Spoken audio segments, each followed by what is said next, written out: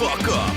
It's time to talk business. Jared Taylor, Matt Best, and Evan Hafer proudly present Blackhearted.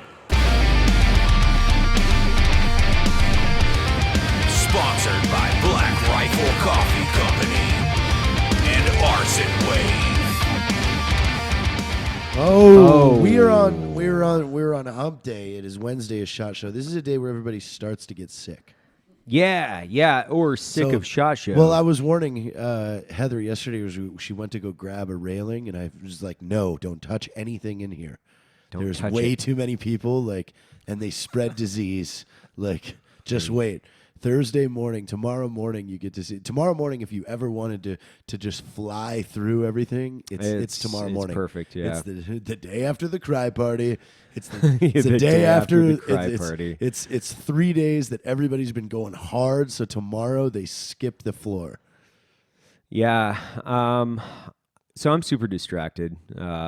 Jared Taylor, obviously, he's on the mic, the blue mic next to me. He's got cornrows in his hair. It's fucking disturbing. Why?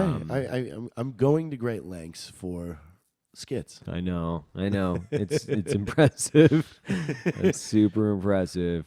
Who do we have here? Today? We have Mr. Luke. I like him. Ooh. I like him. I personally like Luke a lot. And we have a long weird history actually of awkward connection. history. It's an awkward history. Fuck how small the world is, right? It is. I'm raising his child. Yeah. It's so weird. And he still is okay with being in the same he's like room. laughing.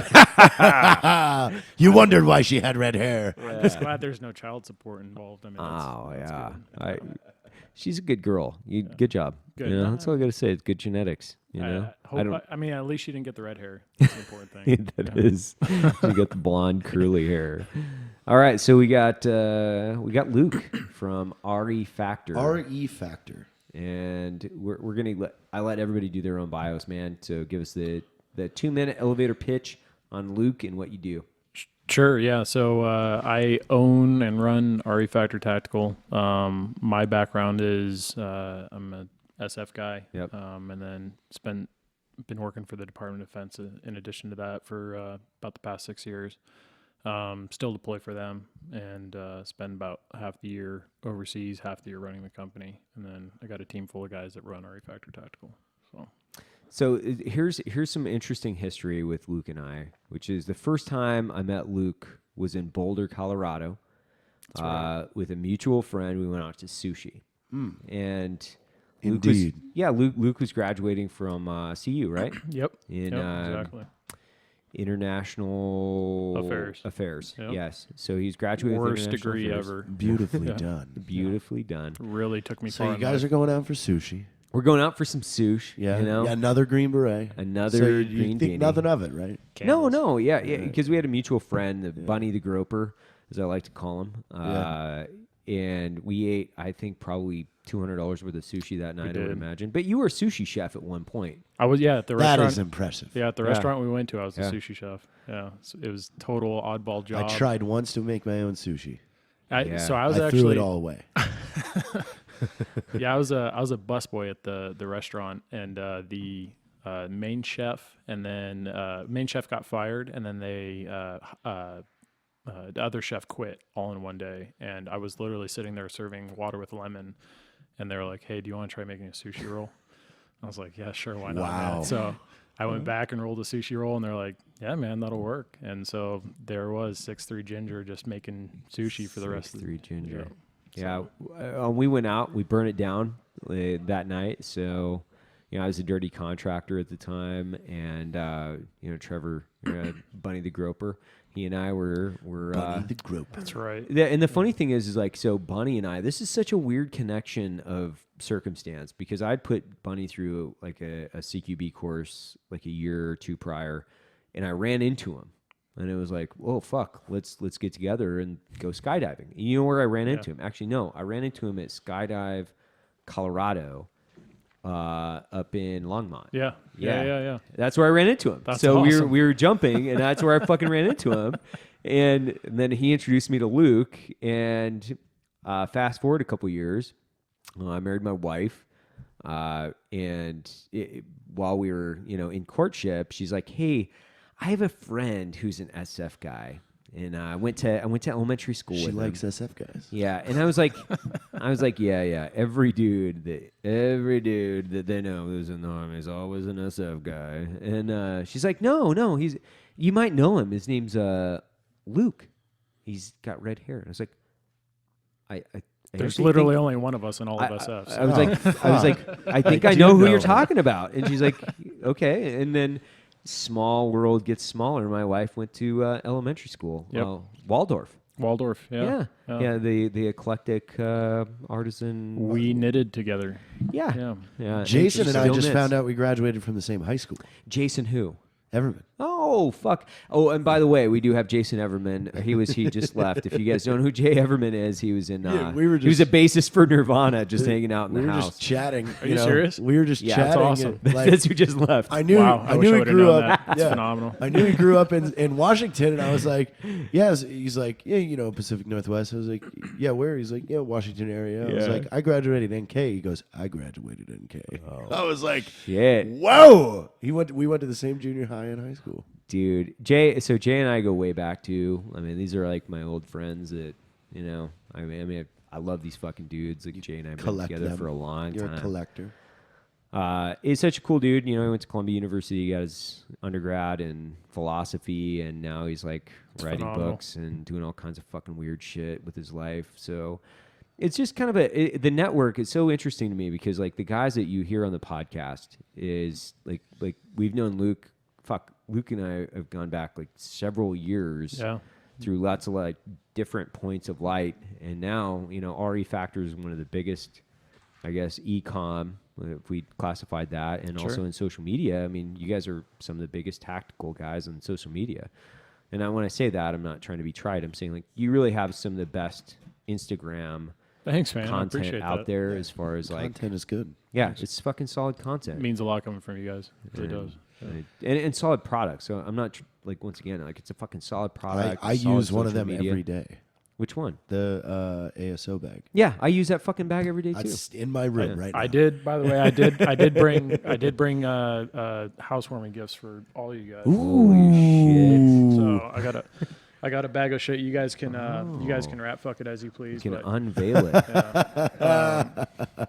So that is our Jody patch on the front. Oh damn it! You're letting him in there first. He's gonna grab all the good stuff. Well, Jared always grabs the good shit.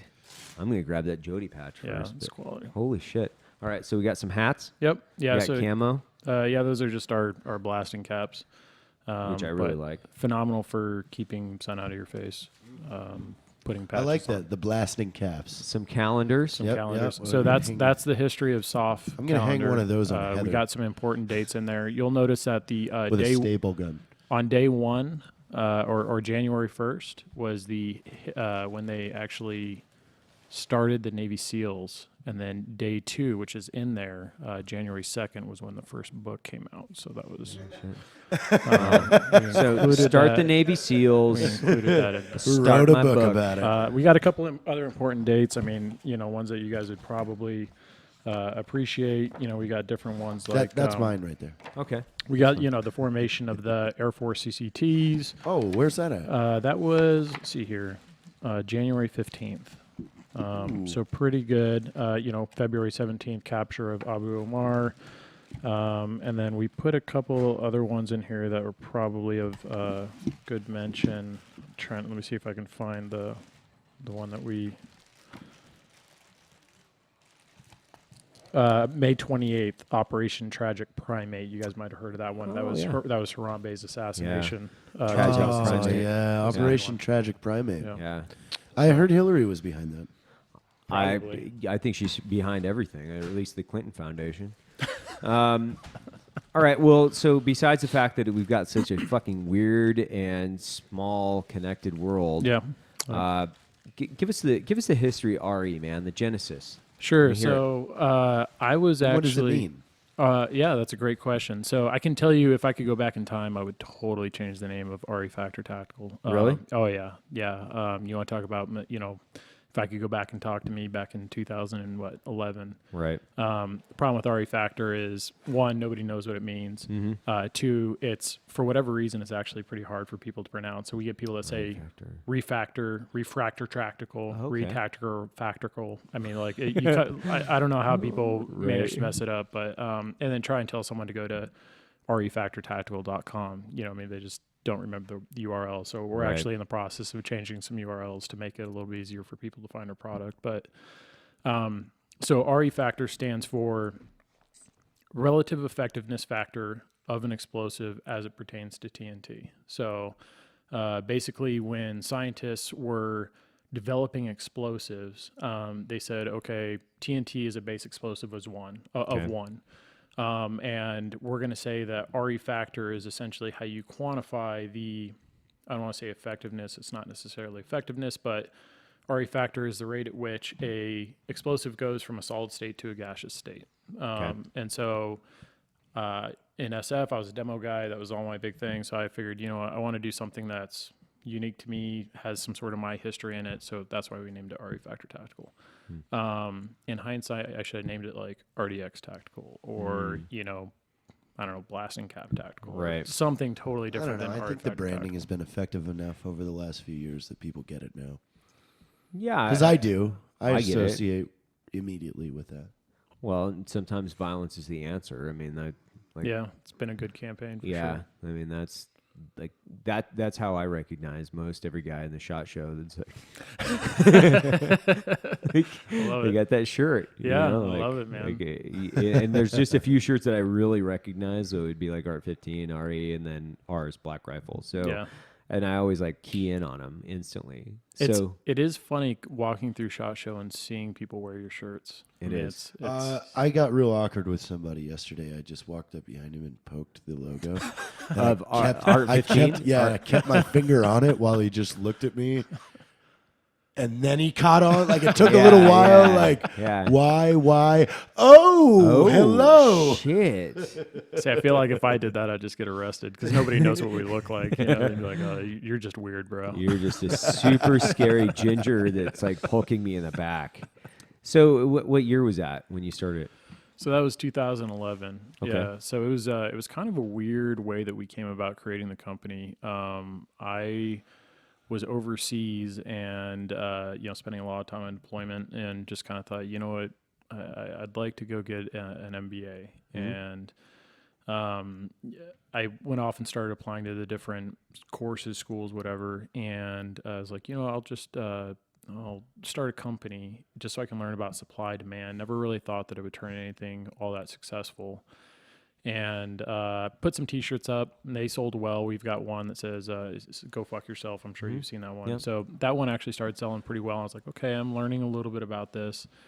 And then I created the Operator Band. And you know, the Operator Band is as cheesy as the name Operator Band sounds. It was really one of those things where it was just based off of SEER school. You know, what could I put on my wrist that's going to offer the basics of survival? And I created it not thinking much of it, thinking it was more of an accessory than anything. And Maxim Magazine picked it up and put it up online, and like Maxim Magazine put it up on their blog. Literally, I don't know, a day later, someone for whatever reason found it, and we just like sold out of it. And I was like, wow, that's crazy. That obviously sold pretty well. So we went out, made a couple more, put them up online, boom, they sold out right away. And I spent the next 2 years trying to figure out how to make operator bands as fast as I could to keep up with, you know, supply and demand. Right. And it's funny because I never really thought that the company would go anywhere. And then two, never had any idea or plans of making operator bands full time in large scale production. And that was really what kind of kickstarted the company. So. But you know, that's really cool, because when we talk about, like, we had Griff on just prior to you, and like the pros, the cons.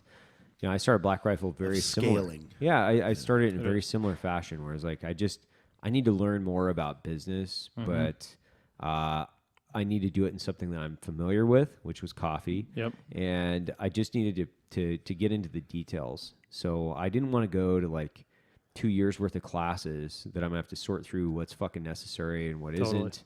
It's like, I'm just going to learn, and then eventually, and I thought about the same thing. I was like, okay, so, should I go back and get an MBA? Should I go back and do this? Should I go do whatever? But this was like the easiest way for me to learn, because I'm a hands-on learner. Yeah, and it is. absolutely. So JT. Trial by fire. Yeah, It really is. Yeah. yeah. And so it's interesting because guys always say, well, how or why did you start a company? And it's like, most of the guys that I talk to they're problem solvers. Yeah. They want to learn some shit. Totally. And that kind of exploratory, I guess, plunge into just trying to figure shit out and tinker around with it and rip it around. Like, Yeah. it's a limited investment. Like I started BlackRifle with $1,800. Wow. That's And impressive. So like that's what I had in the commitment to it. And I was like, okay, well, at the cost of less than a fucking OBR, I'm going to try to just figure out business. Yeah, which is, I mean, that's incredible to think too, that you took that $1,800 and made it where you're at. That's phenomenal. Well, and I guess like, turn it back, on RE, I guess over the past several years when you've been kind of wrestling with this giant Rubik's Cube and balancing your life, like how many points were you like, dude, this is incredible, or this is fucking not worth it? Did you ever want to throw in the towel? Did you give me some highs, give me some lows, man? Yeah. Tell me the adventure with this fucking thing. Yeah, I mean, honestly, a lot. A lot on both the highs and the lows. And the one thing I will say is, at no point have I ever felt like I've made it, I'm at the high. You know what I mean? There's been some really cool things like, I remember we ran into the guitarist of Five Finger Death Punch, Right? And he was rocking our operator band. I was like, "Wow, that's so cool!" He's like in the music video "House of the Rising Sun." He's got the operator band on his wrist and stuff like that. I was like, "Man, that's cool to think that he thinks that whatever I'm making is cool enough to put in his music video." Because I think Right. I've loved Five Finger Death Punch, so I mean that's definitely a high, but I think the one thing that you always look at, especially when you're the business owner, is, you've never quite made it. Like you're never sitting there thinking, yeah, I can sit back and relax now. Right. But the other side of that is there's plenty of times where I'm like, man, I don't know if we're gonna make it. And the deploying in conjunction with trying to run a business, between the time that I started the company in 2011 and now, I think I've been overseas probably 15, 16 times, something like that. And so that's a lot of time to be spent downrange trying to focus on, as everything that you do downrange, that's a whole nother lifestyle. Yeah. And to come back from a mission and then get online and start dealing with, customers. Yeah. Or some guy that's commenting on your, your page or your photo, like, this guy doesn't know what he's doing. These guys are obviously airsofters or some shit. You're like, okay, dude, I'm literally sitting in the Middle East right now responding to your questions. Go screw yourself. But it's interesting. It's definitely interesting, and definitely have more than not been like, I'm totally done with this. It's not worth it. But every day you wake up and eventually you get employees and they're relying on you to pay salary, and it's just gets bigger and bigger. So hopefully it'll keep getting bigger and bigger. But. Yeah, and I think the cool thing about RE that I've always seen is like you seem like an inventor. You have a fucking hyper creative side, and like that's the thing that I see a lot of different companies out there where their aesthetic, their feel in social media is Manufactured.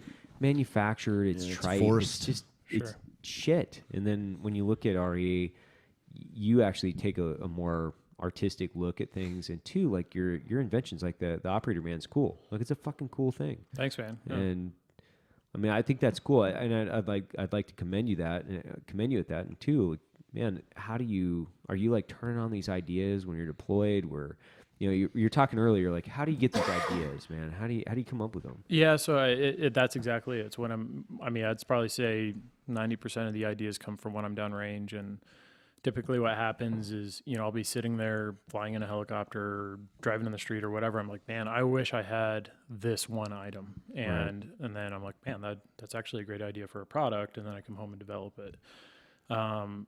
That is a great way to develop cool products. But the one thing I've learned is that those products fit a niche market, and that's exactly what it is. It's a niche market. And so, as the way you make money in business is that you make products that lots of people can use that have good profit margins.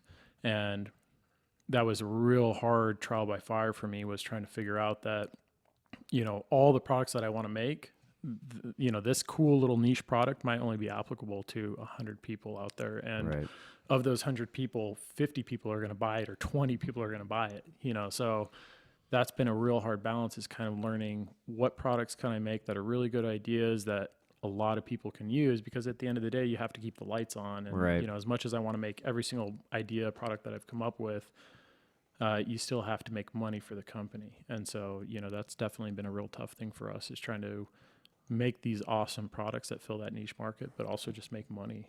Right. So tell us the transition, or some of the transition, when you went from strictly e-commerce to when you started getting phone calls when retail locations wanted to carry your products. Because that's what I'd like some of the people that are out there that are running e-com shops that have a cool trinket or a cool invention or something like that. Like, what is the process, or how did that go for you? Yeah, so it was, I remember our first big hit. We got into a couple mom and pop shops, and those are great. They'll bring in a little bit extra revenue here and there. But we got a phone call from Brownells, and they're like, "Hey, we want to put you in our online store." And I was for like, which product? They picked up a lot of them, actually. They picked up a pretty wide spectrum. And I remember thinking, I was like, man, Brownells, wow, that's going to be like, I can retire. Right. I'm going to be in Brownells. These guys are huge. And they are. I mean, they're a big online store. Yeah. Great people, too. Definitely have, could never say anything bad about them. They're a great company to sell through.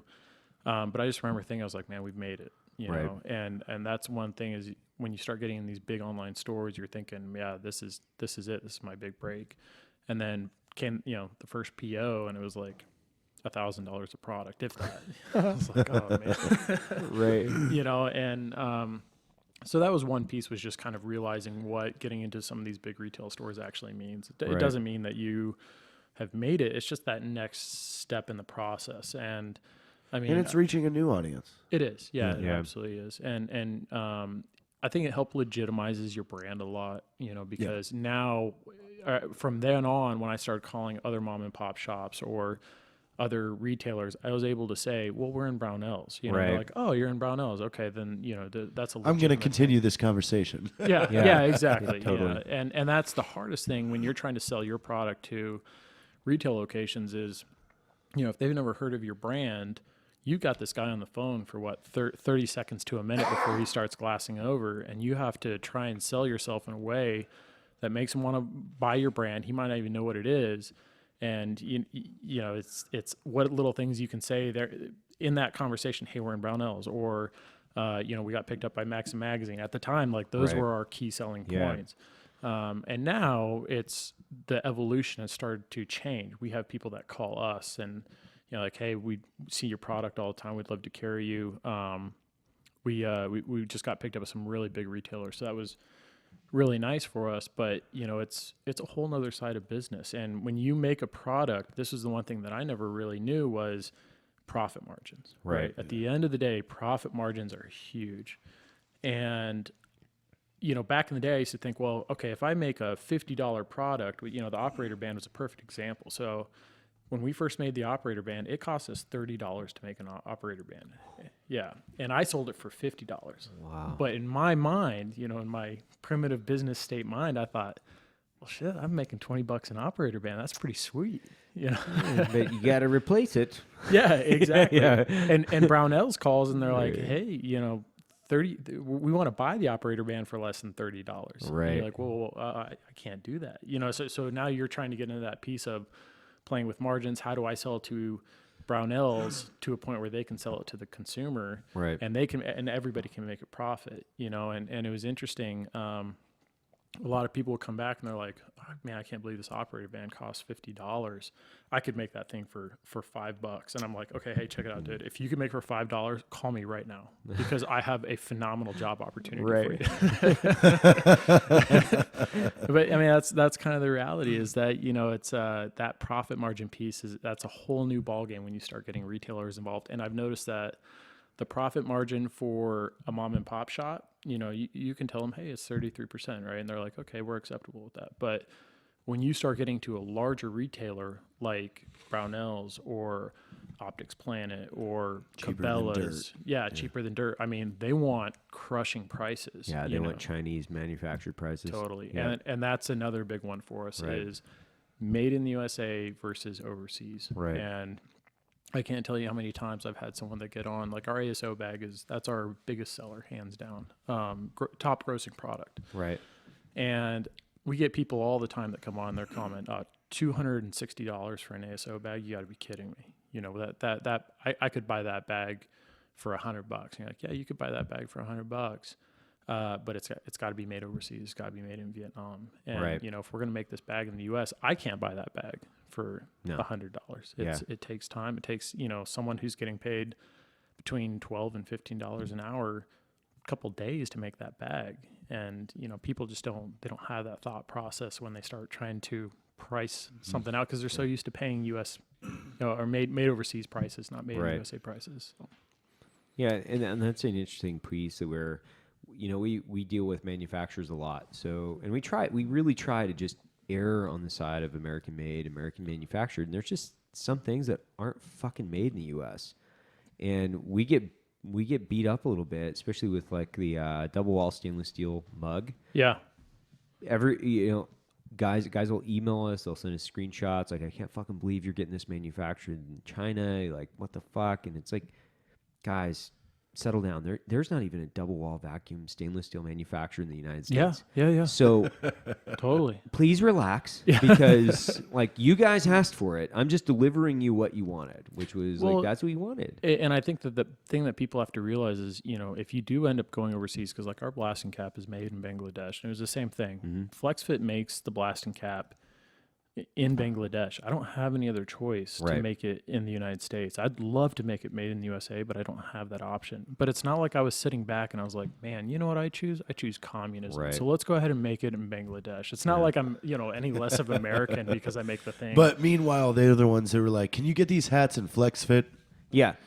Hey, I'm not really happy with this $50 price point. It's like, okay. Well, and so you're constantly measuring those things. You are. We deal with that. We're, you know, I've dealt with it. Well, perfect example was GovX. GovX had contacted us early on. They're like, we really want your product. I couldn't sell it to them. Yeah. Because what they wanted, I couldn't even come close to. Yeah. They wanted me to sell them at a loss. That's what they wanted. Their deal was, I want you to lose money to put your product in GovX. Wow. Because, you know, we're what GovX. a deal. What a deal. Yeah. You know? And a lot of these guys that are driving traffic, that's kind of what they expect, like Keystone pricing. And please explain Keystone pricing and what that means, because you're way more familiar with it. Yeah, so, I mean, most companies will want to purchase something and make a 100% on it. So if they buy a hat at $10, they're going to want to sell it at $20. Right. And that's kind of the perfect retail world is if I make this hat for $5, I would sell it to the retailer at $10. They would sell it to the consumer at $20.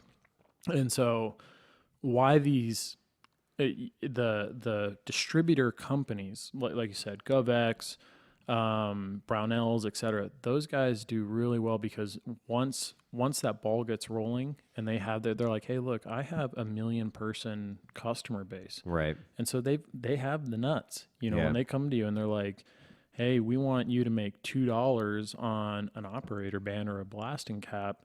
You're saying they're like, well, I don't know, and they're like, yeah, but we're gonna sell 10,000 a month. You're like, okay, well that's $20,000 a month. Meanwhile, they're making, you know, millions of dollars a month, and it's just they definitely have the nuts because they've spent so much time building that giant customer base, and you know, there's not a lot you can say, especially as a new company. You know, when you start getting bigger in the game, like Sunto or something, right? Sunto can be like, hey, no, you know, we got a patent on this, and you either want it or you don't. This is the price point. If you don't like it, then we don't care. So well, and that's a good point. I think where, you know, some of your things, I mean, you know, not all of them, but I look at a lot of your stuff and it's invented and manufactured by you, right?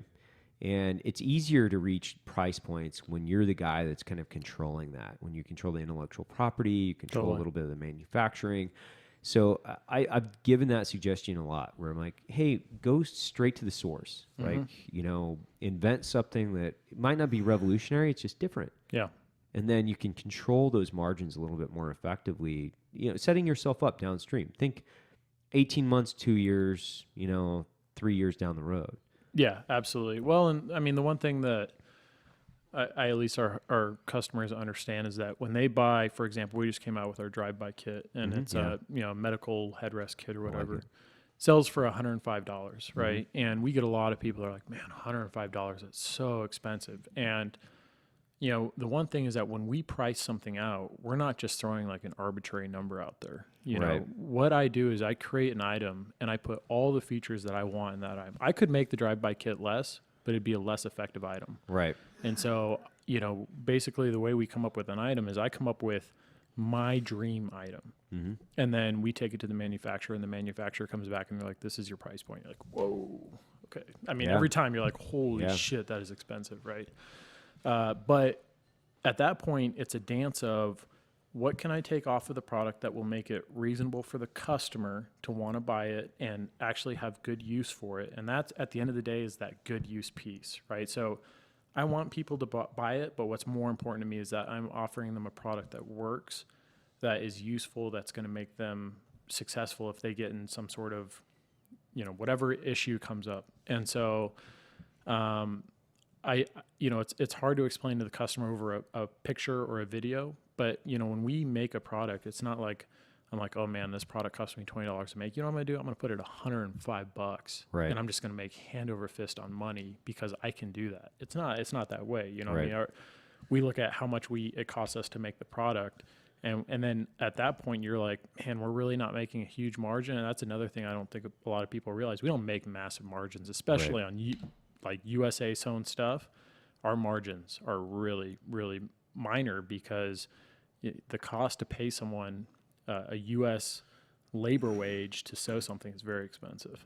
So, yeah, and I think those are super important and very useful pieces of information where people always think like, and I heard it today twice, which was a guy brought in a holster. And, Logan was standing there when he was talking to me about his holster. He's like, this is revolutionary. It's going to change the world. It doesn't look revolutionary. I pointed out a couple different things where I was like, okay, well, I think X, Y, and Z. But then I was like, well, scaling manufacturing. That was my second question, which was, how do you make these? Yeah. It's like, I make them in my basement. Okay, but dude. Then what? Yeah, like, okay, so we can put this out to, 150 people in an email database that says, hey, I think this is the most revolutionary piece of Kydex ever made. But ultimately, even with high conversion, that's about all you can handle because you can only make 3 of these a week or whatever it is. So, moving into that retail space and scaling, I guess, or pushing out to wholesalers, however you want to articulate this, there's a lot of different things that you have to think about. It's not just, I've got a fucking cool idea and this is what I'm going to do. Oh yeah, totally. Yes. Well, and I mean, there's logistics, there's planning, and that's the thing is, it's nice hearing that from him because it gives some people that are thinking about going that route, what are things I need to write down and goals to meet before I'm ready to even talk to Brownells? Yeah. Yeah.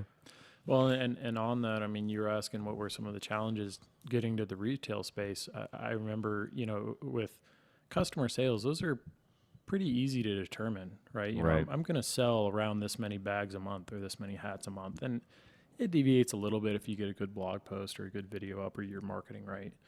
But the caveat comes in when you get a purchase order from one of these behemoths. Right. And you're like, oh, holy shit, you just wiped out all of my inventory with one purchase order. And now not only did you wipe out my inventory, you wiped it out at your wholesale cost. Right. And now I don't have the ability to sell those items at my retail cost with that really nice profit margin that I was hoping for.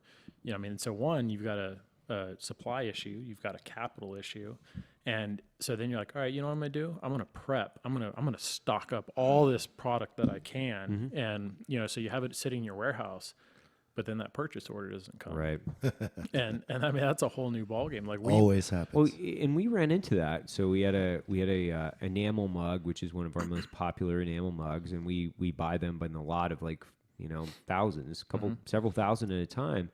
We got a purchase order from a subscription box. And they came out and they're like, well, we want to buy this at some price, ridiculous price. And one of the guys came to us like, this is a great deal, man. Like, we're going to make money. I'm like, we're not actually going to make money. We're not making money on that.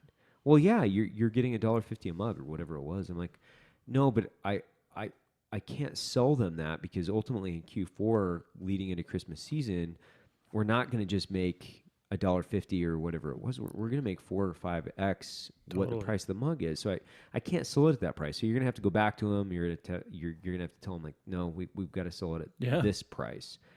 And from the surface, guys are like, this is a great deal. He just bought 2,000 mugs or whatever from you. I'm like, no, I don't. I didn't make enough money to even replace the 2,000 mugs that we sold. Yep. So you can't sell it at that price.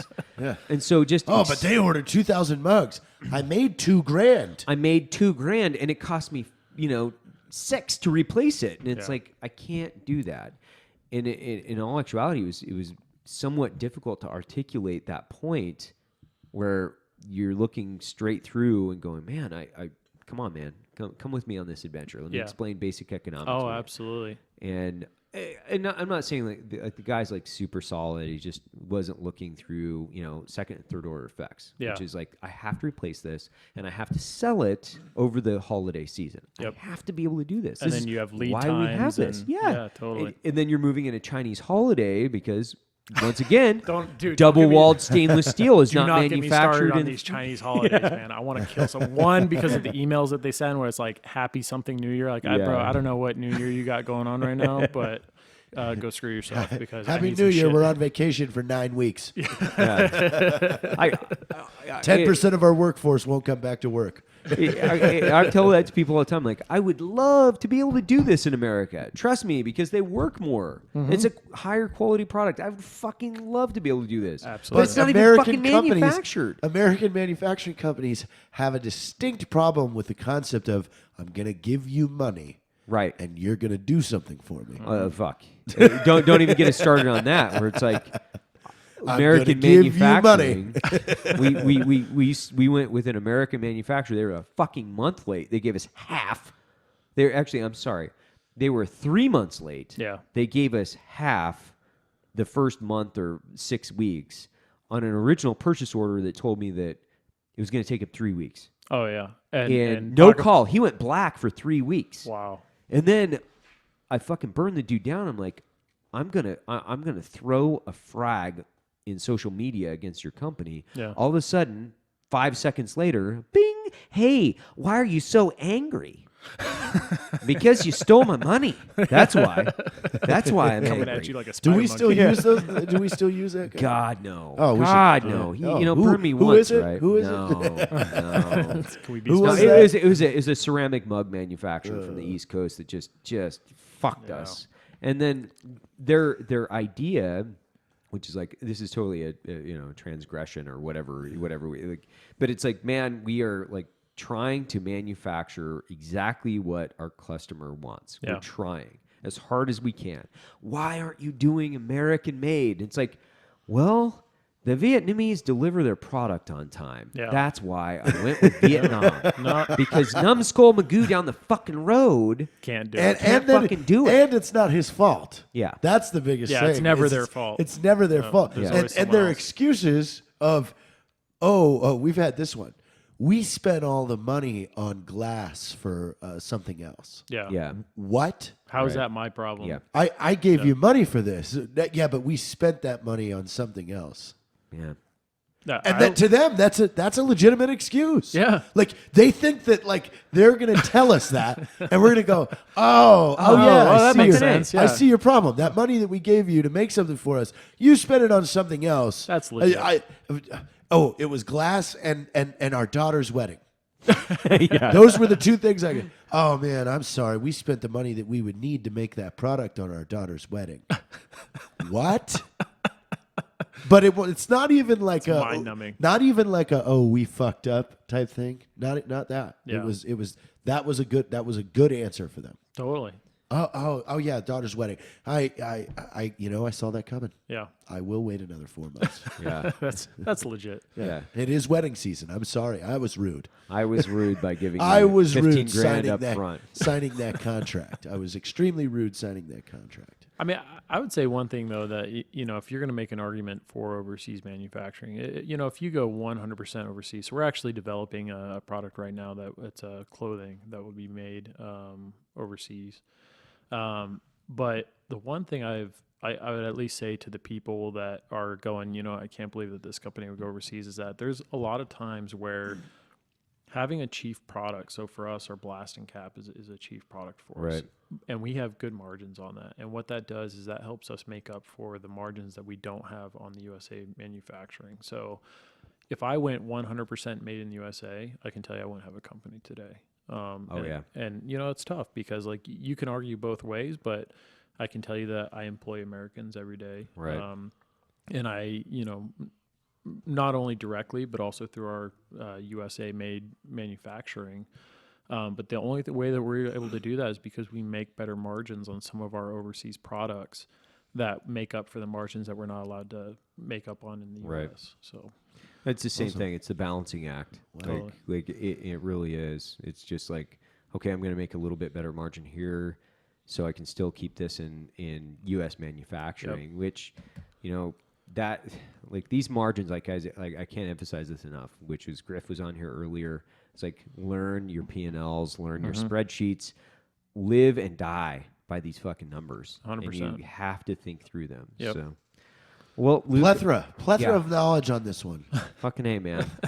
Luke, thanks a lot for coming out, man. Yeah, thanks for having me. Where can they find you, brother? REFactorTactical.com. Okay. So I know IG? that's a mouthful. IG. REFactor Tactical. REFactor Tactical. Yeah. We actually have a bunch of Super different easy. we have a bunch of different IG accounts. We have REFactor Tactical, REFT.training, Everyday REFactor Tactical, and then Pillage and Plunder. Pillage and Plunder. Pillage and Plunder. Well, thank you, Luke. Go check it thanks for out, having dude. me. Great. Thanks a lot, man. I think they're going to like this one. Fuck yeah. All right. Black Rifle Coffee Company, along with Arson Wave, would like to thank you for tuning in to Blackhearted.